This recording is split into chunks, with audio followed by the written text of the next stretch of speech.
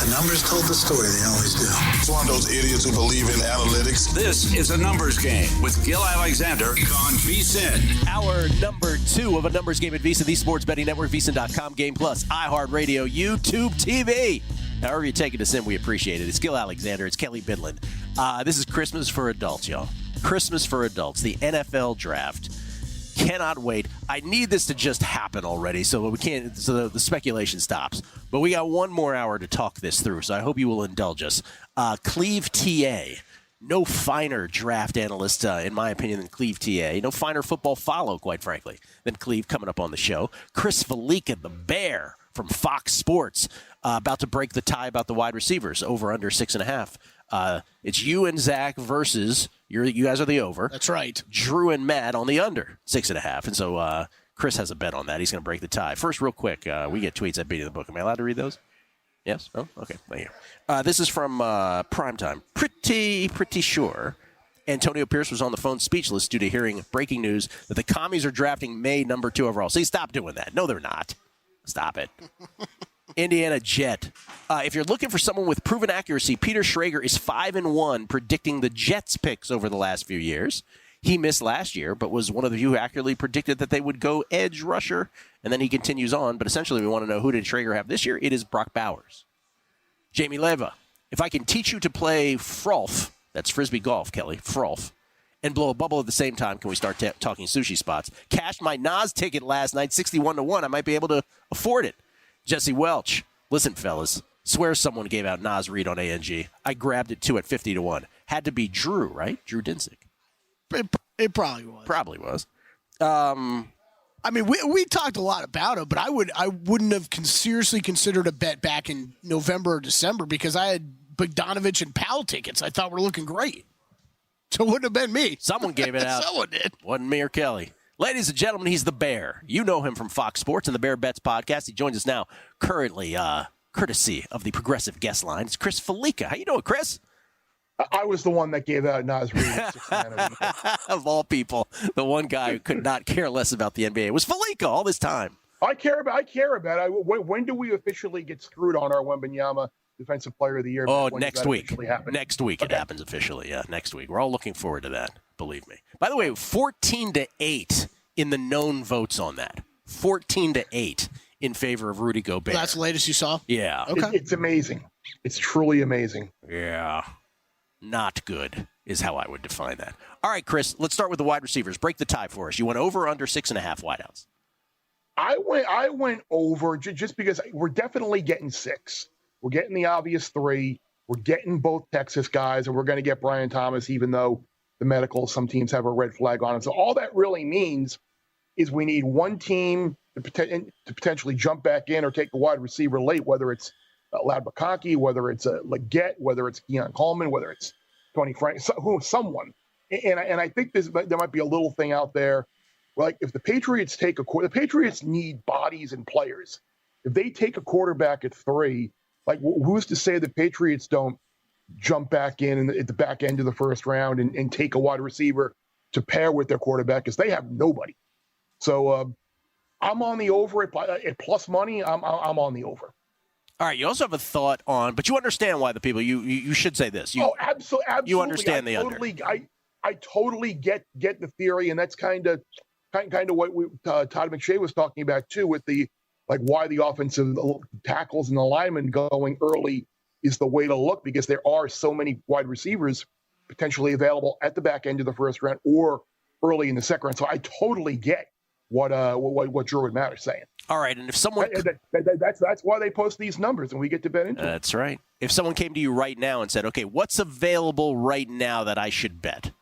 What would you say? I think the one thing that is still available that I bet, and it's actually a little bit of a better number now than when I bet it, which is interesting, is Jackson Powers Johnson from Oregon, the offensive lineman, over 31.5. He did not appear in Jeremiah's mock, if I remember correctly. I think he's someone that teams have a little bit of an injury concern and a medical red flag on him. He's a player that I haven't really heard connected to the first round much lately. And even if he goes 32, you're still a winner of the Chiefs or whomever take him with the last pick. So JPJ from Oregon, the offensive lineman, over 31.5 is something that's still there at plus money. All right. Now, of course, the question that everybody wants the answer to, and we will get it within hours.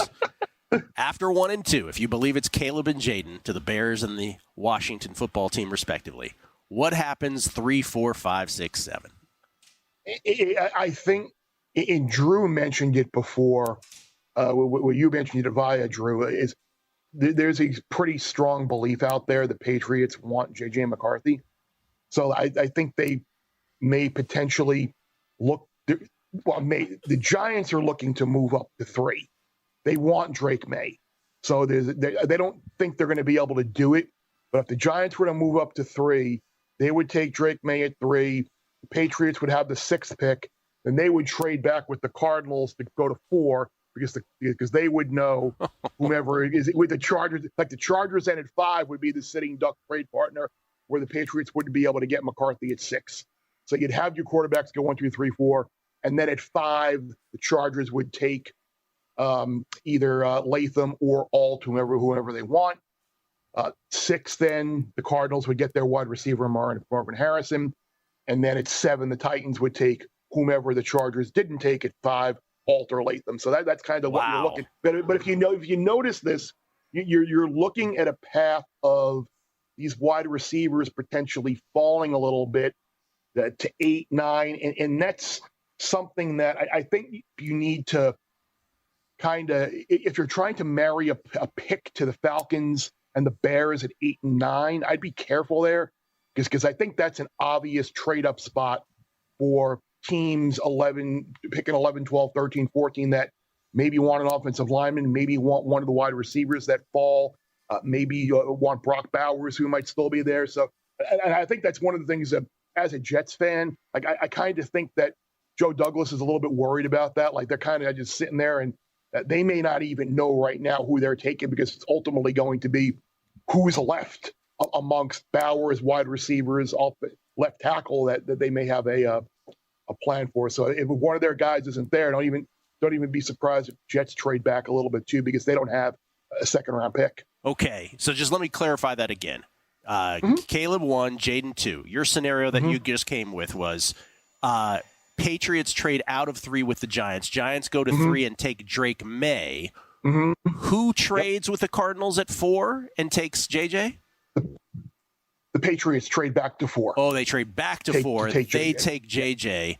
Then it's Latham or Alt at 5 for the Chargers, and then the Cardinals get their man Marvin Harrison at 6. Gotcha. Yeah. Okay. Now, because you're a college football guy, you're different. You're different from all of our other guests.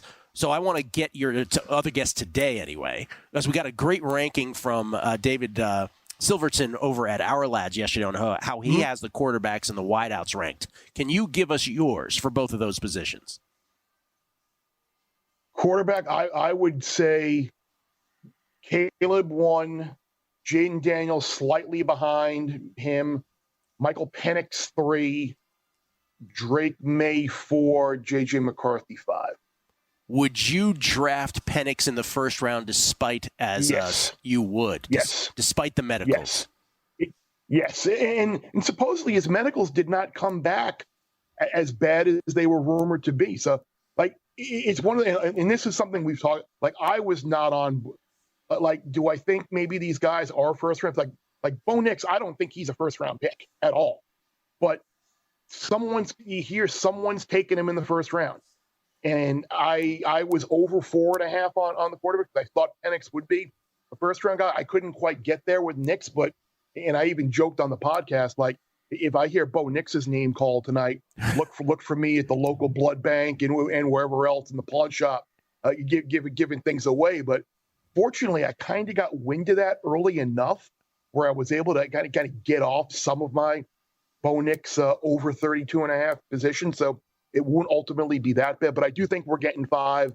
And I think it was funny. The person who I trust and he can get a lot of my information from, he gave me Quay Walker a couple of years ago at first linebacker.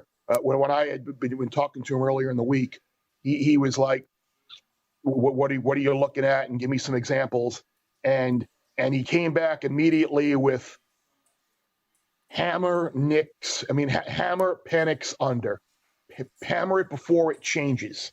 So he's very confident Michael Penix is going early. And the other two that he said to play were Latham under, which I think is super juiced now, and Terry and Arnold under 15.5. He thinks that Arnold is going to go pretty high. So those were the three that my guy, who's been pretty good to me in the past, pretty confident on. And then it was funny, he came back the next day and was like, because I had put a couple more numbers in there for him, and he goes, JPJ over. They know no way. That's probably better than all of them. So those are the ones that I'm kind of invested in. Wiggins over is another one, but again, the juice is through the roof there. And that's the thing. If you don't mind laying the big number, laying 240, 260 on the over, then go ahead and do it, because it's more about the 26.5 or 24.5 draft position than in my opinion, than it is 240, 260 or so. If the information's right, the information's right. You didn't happen to follow up with your guy about the Penix thing by asking the obvious follow-up of which team do you think it is, did you?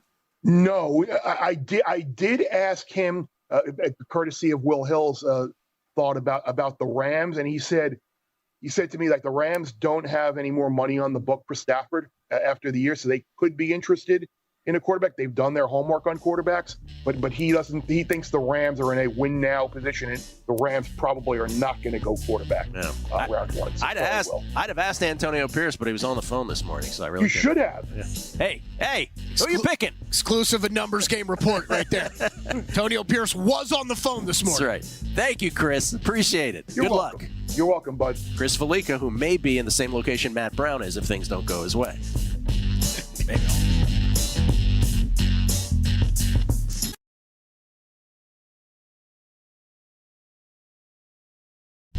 A numbers game on VSiN, the sports betting network. Check out the new vsin.com. Why don't you? Best bets, betting splits, exclusive articles, odds by state. That's always interesting. Betting tools, betting guides, betting splits. Also some MLB stuff. First 5 inning best bets and analysis for today from JVT. Got day baseball. Got day baseball in Cleveland specifically. Might be of interest to some around here. Josh Applebaum on top picks or MLB as well. Adam Burke on Major League Baseball, and everything NFL draft you could possibly want. vsin.com. You gotta love sports betting, where there is NBA playoffs, NHL playoffs, NFL draft tonight, and somewhere in Las Vegas, Gill will be sweating out a Guardians Day baseball game on April 25th. Bro, I'm so glad it's not during the draft. Yeah. You have no idea. This is from, we get tweets at Beating the Book, Sky High at what is it? Better Brewer. So you break, serve, / steal home court, then you consolidate hold court. If you win the next, are you then holding serve, or is that a second break? What is holding serve? Is consolidating the same as holding serve? 60% of the time, I'm going to get this every time. He has no idea. What do you say? He's joking about it, though. Tom F. I've had Baltimore in this most wins March and April, so rooting for Gill's Guardians. I love that they're my Guardians. Just borrowed them for a month, Adam Burke. As a backup, he says he's got the Guardians. Thank you for that. He says with A's and Yankees on deck, the O's could be the sneaky, freaky brother sneaking in from the rear. The problem is if you're not at 17 right now, it gets a little dicey. The O's do have 16, but the O's got those games against the Yankees coming up as well. You're right. The O's are the only other team that should be mentioned right now, because if you're 2 back, it's kind of difficult now with 5 days left or 6 days left. Joe Ryan, the pick for Nas Reed was made on a numbers game. You ready for this, Kelley? October 31st. I recall I was listening to that day's pod at the gym and placed my bet during my workout. And he shows a screenshot of his bet. So October 31st, we'll go back in the archives and we'll get that for you. I'm only chuckling because I've gotten multiple tweets with exact dates as well that are not that date. Okay. And then the always lovely Phil Weiss. He says, it's a good thing coaches never lie, especially Harbaugh. Actually, Phil Weiss, Harbaugh's about as straightforward as they come. That's almost as bad as your tweet. What was the tweet he had last week that was the worst tweet of all time? Oh, he thought the Warriors were the opposite of the most beautiful thing in sports, which will always be your worst tweet of all time. Yeah. But Phil Weiss, it's a little less bad, the Harbaugh thing. You want to updated top 5 odds real quick? Okay, so update, before we get to Cleve, updated top 5 odds. Yes. Okay. No Caleb Williams. No Jaden Daniels included here, okay? Okay. Yeah. Drake May minus 4,000. Wait. What pick are we talking about here? Top 5. To go top 5. Just top odds 5. to be top 5 Okay. pick, okay? Drake May minus 4,000. Wow. Marvin Harrison Jr. minus 3,000. J.J. McCarthy minus 200. J.C. Latham plus 225. Malik Neighbors plus 275. Joe Alt plus 280. And then it dips down to 17-1. And I still react to that by saying, absolutely do not bet any of those minus prices because none of us knows. None of us knows. Yeah, I like my Harrison positions, but man, minus 3,000, I wouldn't be running to lay that right now. You know who might have some insight on this? Clevta, everybody. Clevta. Cleve stands for Cleveland. He's been on the Megapod with us many times. He's been on a numbers game. He is one of the finest football follows there is on Twitter. He comes to us courtesy of the Progressive guest line now from his home of Cleveland. What's happening, TA? What's up, man? How you doing? Good. You mean the home of our Guardians, right? All of our Guardians. All of our Guardians. That's right. CleveAnalytics.com, by the way. I need a win today, Cleve. Let's go. Let's get it done. Okay. We'll do our best. Thank you. I appreciate that. Where do we start here? Let's start with what you think is the most conventionally heard take that you're hearing from lots of people that you just don't buy at all. What would that be? Oh boy. That's a good question. I'll say, well, I don't know if it's conventional or not. It's just something I've heard a lot in the last week was that Latu was going to go ahead of Turner as the number one edge, the number one defensive player. He got steamed up a ton. So a lot of guys who, I respect putting him with the Falcons. And I didn't buy it. At no point did I buy almost a 24-year-old edge rusher who has got neck problems, who was medically retired just a couple of years ago, just leapfrogging a 21-year-old five-star recruit who produced the minute he stepped on the field at Alabama, who produced really high combine metrics, played for Alabama, all those things. That just never passed a smell test for me. And maybe I'll end up being wrong. And we could talk about it, but Turner under 9.5 is one of my larger positions at plus money. And I think it's still available. I did see he's like minus 200 now to be the first defensive player taken. So maybe he's been steamed the other way, but that was one that I was hearing a lot from like everybody because I think it was one of those things where Turner was almost too easy and almost too obvious, and people just want to be contrarian. And I just didn't make sense to me. And I saw Schrader and Jeremiah's mock this morning. They both had him in the 27 to 30 range. So clearly not everyone is over his medical issues. And, that's one that to me just never made sense. Well, so that's one of your bigger positions. I want to get to your others, but let me ask this question since you bring it up. Do you feel like most of this draft run up has just been bettors talking at each other and just it just batting like the tennis ball back and forth in a way that is different from previous years where maybe we had some legit intel, but short of that intel, it just feels like that's what's happening, right? Doesn't it to some extent? Yeah, and I tweeted this. I actually tweeted a year ago at this time, like a couple of days before the draft. I had heard at that time, this is before the blow ups. I think everyone's mocks and everyone's, it was like the first losing year you can remember in the draft if you bet it historically. And it was all about, I think if you recall a couple of weeks prior, that was when all of the Detroit Lions players and the Colts players all got busted for gambling. And, there's talking about how like in the locker rooms and in the facilities, there's these geo trackers that are tracking, everyone's phones. And I think a lot of the teams, I'm not sure if they got a memo from the league, but I think a lot of teams got freaked out about all of that and just sharing information, especially now that betting is so huge on the draft. And last year was probably was going to be the biggest year after the COVID year. And I think just teams just got tight-lipped and said, we're just not going to risk it. And so what you're hearing last year, I mean, at this time, people were still talking about Levis going too. You're hearing Tyree Wilson was going to go ahead of Will Anderson. That didn't work out. Like everything was wrong. I think Jalen Carter was supposed to go to Seattle. That didn't happen. They passed on him. So I remember that. We saw a lot of that misinformation. And, I've got some contacts with teams and, in the past years ago, I I could literally have a conversation with somebody on a team about what they're doing during the draft. Now I can't get even like a response or more than just a we'll see response to, hey, what are you guys thinking? Like, it's just impossible to get any sort of information. And, I tweeted about it last week that the same thing's happening this year, in my opinion. Now, maybe things have changed in the last few hours or overnight, but I think that what you're seeing from a lot of reporters is more what they're hearing from other teams, not what they think other teams are thinking is going to happen, not necessarily from those teams themselves that are making these decisions. So I think that and these reporters have to come out with nuggets, right? Like, Peter Schrager can't come out with nothing. He has to have some. I'm hearing this. I'm hearing that. Like, there has to be, or he's just. He's just not useful at all from an NFL Network perspective. So, I think some of that is coming from agents and some of that's coming from other teams. So personally, I don't have anything concrete anywhere. And I know people are talking, I think you guys might have talked about earlier, JJ McCarthy's team going, top 5 and number 3, to the Patriots. Like, I'm hearing a lot of that, but I just don't buy it that just all of a sudden that everyone kind of knows concretely that's going to happen. And the fact that he was still second in the odds, I think he might still be now to Drake May going third, just kind of says it all. Like, if that was the case, if it was that hard, ironclad, you would have had him, at least minus 1,000.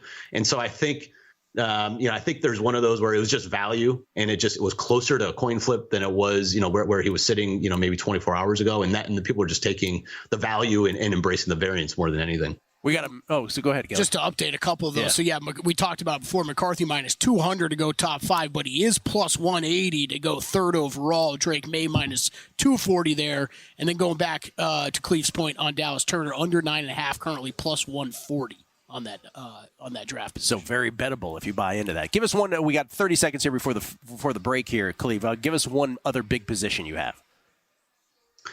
One that I liked is Trey Benson to be the first running back taken, plus 125. I think you can find that or in that ballpark. I think any plus money. The other kind of competitors are Blake Corum and Jonathan Brooks. It's a really weak running back class, but Corum just doesn't have a lot of the same athletic metrics that Benson and Brooks has, and Brooks is coming off of a knee injury. So Benson's kind of the cleanest of all of the top prospects. And I think Dallas would be, if you could find Dallas drafting Benson in round 2, I think if you could find that exacta, that would be a really nice selection. I haven't taken that one, but that's one I like a lot, is just Benson to be the first running back overall. Yeah. What do they have? 52? Is that their number pick? Something like that? 52, somewhere in the second round. Okay. Yeah. Cleve, hang out. One more segment of this. We'll get all your other big positions and how you see it going. Your best instinct at 3, 4, 5, and beyond. It's a numbers game at VSiN, the Sports Betting Network. A numbers game on VSiN, the Sports Betting Network. Gill Alexander, Kelley Bydlon, live from Bar Canada here at the D, downtown Las Vegas. Cleve TA, CLEVTA, kind enough to hang with us for a second segment here, courtesy of the Progressive Guest Line. I want to follow up on a couple things. The running back that you said that Dallas will pick is who again, Cleve? Trey Benson from Florida State. Okay, because my Cowboys buddy is texting me that they're obsessed with Jonathan Brooks. So now we have a little, I don't know if it's Brooks or Benson there. But that doesn't mean, Benson could go ahead of him, That's correct. That's right. So mine's first pick. I was just thinking if there is a connection, but yeah, it could be, that's a Texas, he's out of Texas, so they're close to him, but that's interesting. You said also off air, I want to say this too, but getting back to what we were talking about the uncertainty of this draft. What was the Peter Schrager line about about Kingsbury? Could you repeat that for everybody?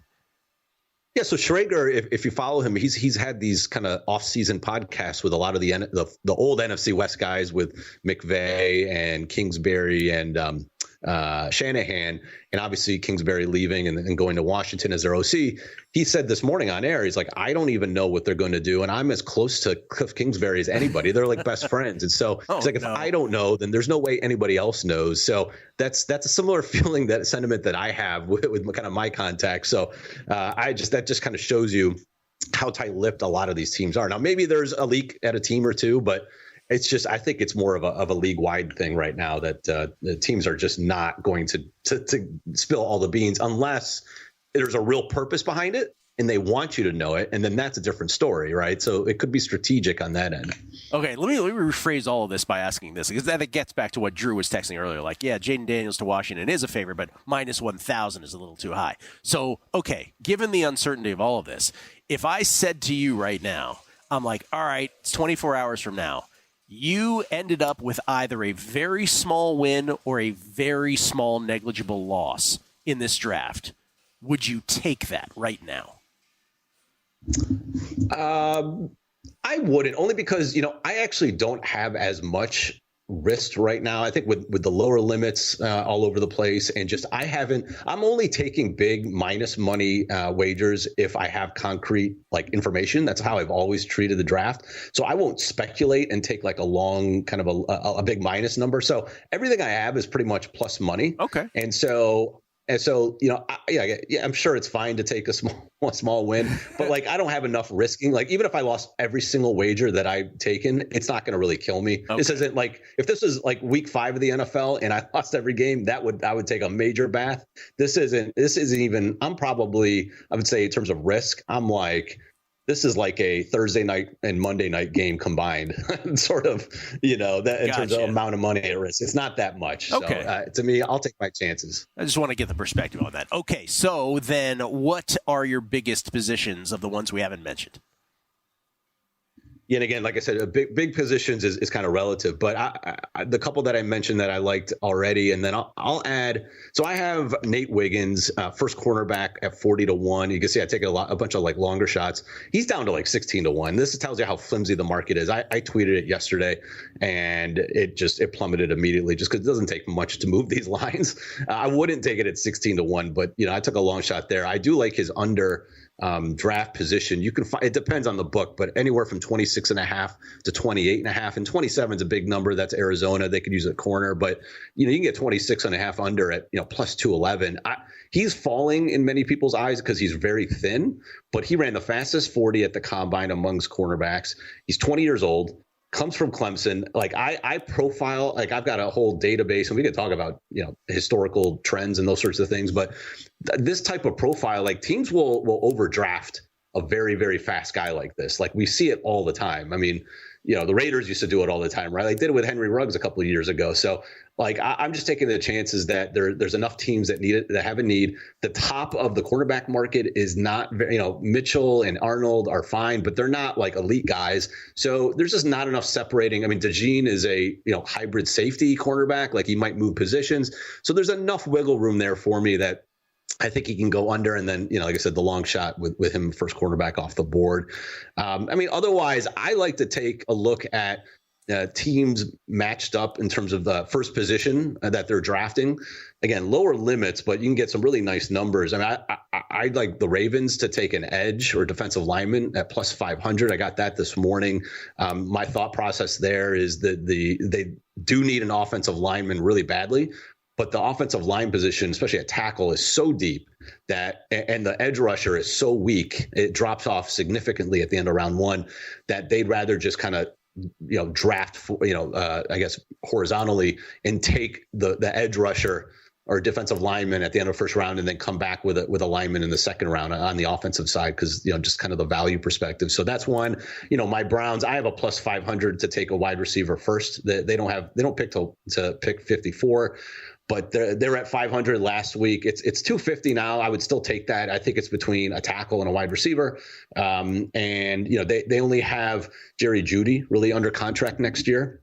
And that's one thing, that I think people should look at if you're looking at, these types of wagers at the end of first round. Don't look at necessarily what their roster looks like today. Take a look at who's under contract for next year, because especially at premium positions, because a lot of these playoff teams and these GMs, they have job security. They don't need to necessarily draft for need today. They have to plan ahead, especially when you have a quarterback with a huge contract. So that's a situation where, you might think the Browns are set a receiver because they've got a couple of guys, but Amari Cooper doesn't have a contract. Elijah Moore doesn't have a contract. Cedric Tillman, who was their third round pick last year, wasn't very good. So I think wide receiver is a good spot for them.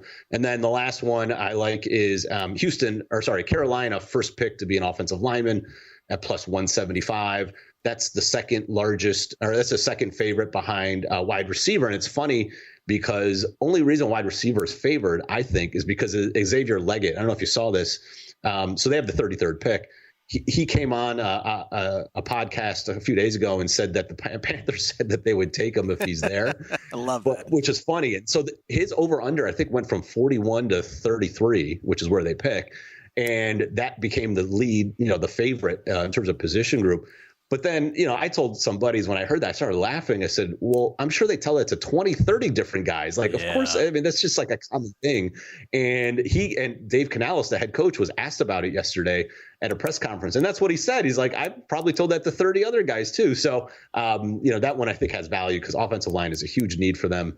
And I don't think that they're necessarily going to take Leggett there. So I think that one has value too. So those are just a couple of them. I like that. That's like that girl said hi to me. Like you're the only person who said hi to.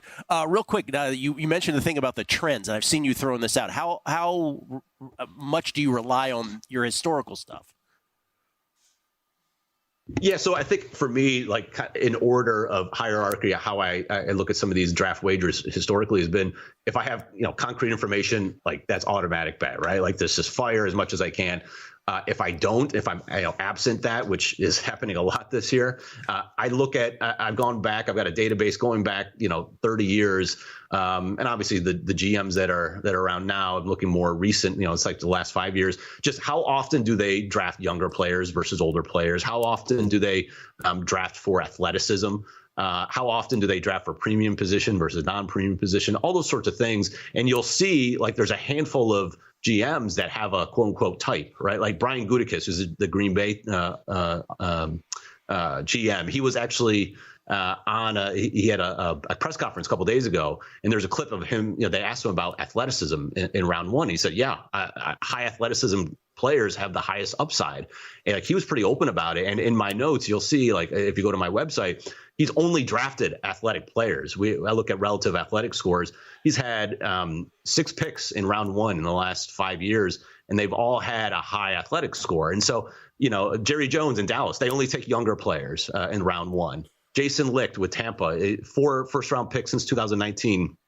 All are in kind of the elite athleticism standpoint, character or category. So those types of things I think are important when you look at kind of profiling the type of players that they'll take in the first round. And that helps me when I look at some of these kind of first pick bets from a position standpoint, and then doing some of the mock drafts and some of the over-unders. It gets, it helps me kind of filter out some of the noise and gets me to like players that can really, move up the boards or maybe are higher than what the consensus are. So take a look at that if you're doing a mock or if you're, looking at some of these over-unders, that might help you kind of give you a sense of, where certain teams might be looking from a position and, trait standpoint. That is so good, man. CleveAnalytics.com, CLEV Analytics.com, and of course at CleveTA on Twitter, CLEVTA. Last question. I need a 20-second answer. What happens at 3, 4, 5? Your best instincts hour before the draft is? I'm just going to stick with May, Harrison, and I think the Chargers trade back with the Jets, and the Jets take Neighbors, and the Chargers, I know, are being linked to Latham. I think he goes 10. That's my guess. Kelley, you would love that if Neighbors went 5. You don't care which way. Works for me, Yeah. Cleve, appreciate it, man. You're the best. Thank you so much. Thanks, guys. Cleve TA, Guardians fan. He's going to bring the Guardians home for us as well this morning. That's right. He's going to do that first, and then he's going to win on the draft. Honestly, though, that stuff, his historical trend stuff on the draft, who else has that? That's awesome. CleveAnalytics.com. Kelley and I will run through all of our draft bets next. It's a numbers game at VSiN, the Sports Betting Network.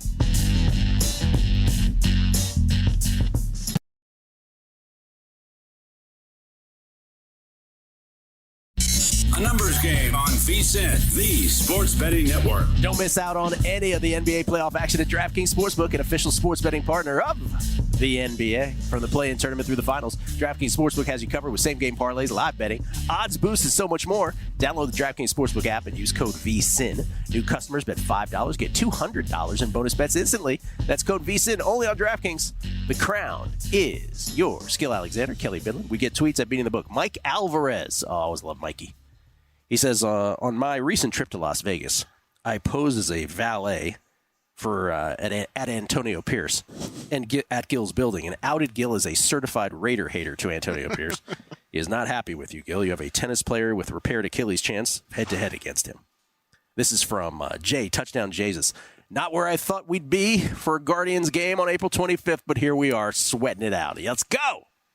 Motor City Mike. It was always going to be tight. Oh, it was always. We were never going to run away. No, he didn't mean that. He just meant, I can't believe that we got a chance to cash. We got a chance. Yeah, okay. 3 out of 4. Come on. Motor City Mike. I haven't heard much talk about running backs anywhere. Oh, we just did. Any opinion on first running back drafted? Brooks is the betting favorite at -20. Yeah, we just did. You say it like we've spent all this time. No, we barely talked about that market over the past couple weeks. But we just did. Yeah, we just did. 2-1 on Benson. I'm kind of, as a Florida State guy, I'm a little upset I didn't get involved with that. Rick Ollier has an interesting point. He said Kelley was saying that McCarthy was minus money to go top 5, but he isn't even the favorite to be picked 3, 4, 5 at any book I've seen. Is this the book's trying to consolidate? What does consolidate mean? I don't know, and frankly, it scares me. None of these people watch tennis. No, that was not my point. That was more Clevta's point, but it is a good one. I mean, he is minus, what did I just say, minus 500 to go top 5 right now, and he's not the favorite in any of those? Yeah. Brian M., do you have a flight home to the DMV? Minus 200. Sorry, minus 200. Do you have a flight home to the DMV booked for Sunday night so you can do a rain dance depending on how the MLB weekend turns out? Oh, I see. What's it? Rain because the Yankees are playing in Baltimore. I should look into it. And then Trip Tepper, Jonathan Brooks tore his ACL last season at Texas. So based on your conversation on that medical uncertainty, Trey Benson would be a safer running back pick. And then Coach Brian was asking, are you guys thinking the Cowboys draft a running back in round 1? No, round 2. I've seen the number of running backs over a half in the first round at plus 850. No, I think we were talking. I was certainly thinking round 2. Oh, Cleve chimes in. He says yes, round 2 only. Okay, we should probably give our bets. Yeah, and that was to clarify that even more. Like Cleve only brought that up. He wanted to see if there was an exact price out there for Benson to the Cowboys, no matter what round, right? Correct. So that would have been a long number, much longer than you're really able to bet. Oh, Jason H11, just sitting here in New York, unable to bet the draft, thinking I might be happy at the end of the night that was the case. And the 3Jack H3131, great NFL draft coverage all week. Always appreciate the fact that guests are willing to admit that nobody really knows. Also, can we get the... Yeah. Oh, he wants a commercial taken off. Okay, yes. And I think as we wrap this up, and we'll give all of our bets again, but as we wrap this up, I think those are the biggest headlines. Right? The biggest headlines are, it's just different now. Mm-hmm. It's different. Teams don't talk like they used to. And it started last year, and it's carried over to this year. And so there is a bit of a feeling of it's not so much intel anymore as just, Cleve said it about Schrager, like the content providers have to provide content. So a lot of times it's based in with more flimsy information than others, right? Yeah. Or some speculative... Like, for example, if a show was talking about Naz Reid being a good selection for Sixth Man of the Year Correct. A few months ago, but didn't actually bet it themselves. Just like that. Just like that. And then there's the case of like a Daniel Jeremiah, who I pointed out earlier, while he provides a mock draft, he is clear to say, and I don't know if this is him recognizing, like, I carry a lot of weight here. He's like... I think so. I'm just attaching teams to players. I don't know if they're going where they're going. But yet now everybody's like, J.C. Latham, top 5. We don't know. And then obviously the nuts and bolts mechanics headline is, I think we know Caleb Williams is going first. I think we kind of all know that.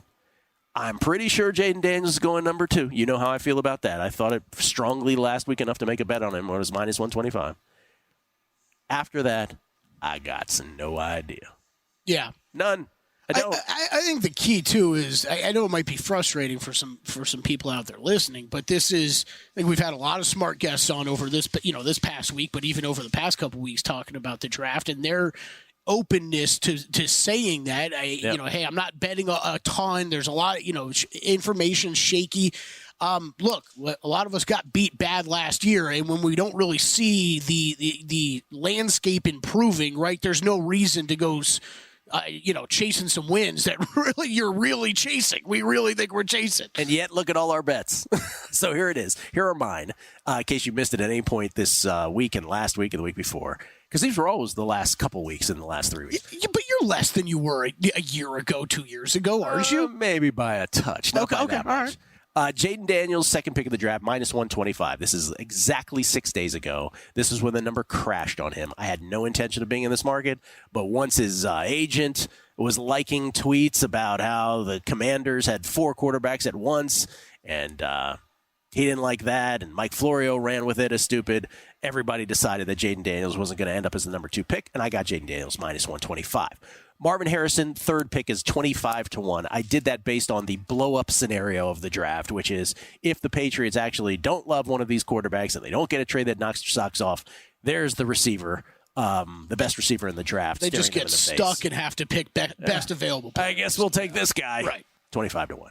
Joe Alt was the very first bet I made. 5th pick in the draft to the Chargers, plus 450, because Harbaugh said he wants a cornerstone offensive lineman for his franchise. We'll see. They could trade out and not pick him, but that is a plus 450. By the way, if Joe Alt goes 5th, that's a pretty good thing for me, because then I'm like, okay, at least I'm not going to get crushed here. Yeah, you got a good number on that.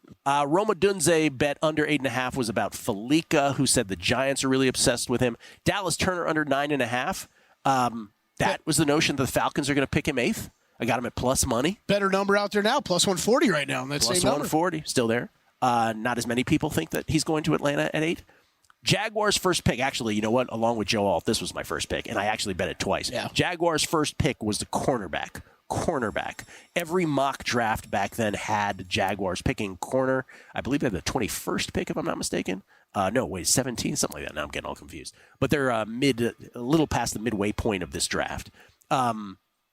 Then another 17, thank you. Then, like the Jaden Daniels second pick in the draft, I wasn't going to get involved in quarterbacks, the total number of quarterbacks at 4.5 drafted in the first round, but I ended up betting the under at plus 160 because I just thought the price on the over got way too high. I've never thought Bo Nix is a first round quarterback, and I don't think Michael Penix, because of the medical history, will induce a team to do so. Now, I say that while saying, hey, I understand you're not anything in this league without a quarterback, so I get why teams go quarterback crazy. But at plus 160, sure, I'll take it. And then the other ones were like the Marvin Harrison, 25-1 going number 3. These were just fun exactas here in town. Top 3, Caleb Jaden Harrison, 40-1. Top 5, Caleb Jaden Harrison, Drake May, Alt, 200-1. And then Neighbors of that same top 4 at 200-1. Man, those could be fun if we get one of those home. Let's just say, if Harrison goes 3, my night is done. I've done my work. Right, yeah. That's it. Yeah, exactly. Okay, for me, Jaden Daniels, number 2. I waited like 2 hours longer than Gill, so I got 15 cents worse, minus 140, and then tried to go bet it again, and the price had moved big time, so I'm Jaden Daniels, minus 145, over Drake May. That was basically just a substitute for the second pick. Nice. But ended up making that. Marvin Harrison Jr., this was my Marvin Harrison Jr., 3rd pick, 30-1. We kind of made that together last week. Marvin Harrison Jr. to the Cardinals specifically was the first bet I made, minus 170. So that's up there. Malik Neighbors then 5th pick, plus 225. Dallas Turner hit a couple times, over 3-1 to be the 8th pick, and then him top 10 as well. So hopefully that all comes back around as it's looking like today. That would be nice. And then Keon Coleman under 46.5. A little bit of arbitrage there on the quarterback situation, and wide receivers over 6.5 plus 190. Let's go wide receivers. Keon Coleman excited to play real football next year. That's right. Football that will count. That's correct. I was kind of chuckling. You closed quickly at the end there. So because you have 2 quarterbacks, you have the quarterbacks over. Yeah, it's kind of stupid to talk about. It's just I have over 4.5 at even money, under 4.5 at plus 115. All right. So I ask you, as we leave here with 60 seconds, your best instinct, what actually happens? Caleb first, Jaden second, and then what? You believe Jaden second, by the way? You're with me. I believe Jaden second. Yeah. I believe Jaden second. I think 3. I have no idea about. I think it's the. Is it going to be a trade fest? It's going to be a trade fest. Oh, you believe that? I think it's going to be a trade fest. Yes, and it could start there with 3. I don't think our Marvin Harrison stuff's completely ridiculous. Just because I think there is a possibility that the Patriots get a little too greedy with what they think they can do, and then what they end up doing. All likelihood, though, I think it goes quarterback. I don't know what team it is there at 3, but I think it's 3 quarterbacks in a row. And I'm gonna go draft. I'm gonna go old Draft Day the movie. Kevin Costner, Arizona Cardinals, just draft Marvin Harrison Jr. You don't need to trade. Right. On 3, which team botches this draft? 1, 2, 3. Giants. Jets. Okay, there you go, New York. We've done all we could do. Gojo and Golick are next. Joy from VEASAN, the Sports Betting Network.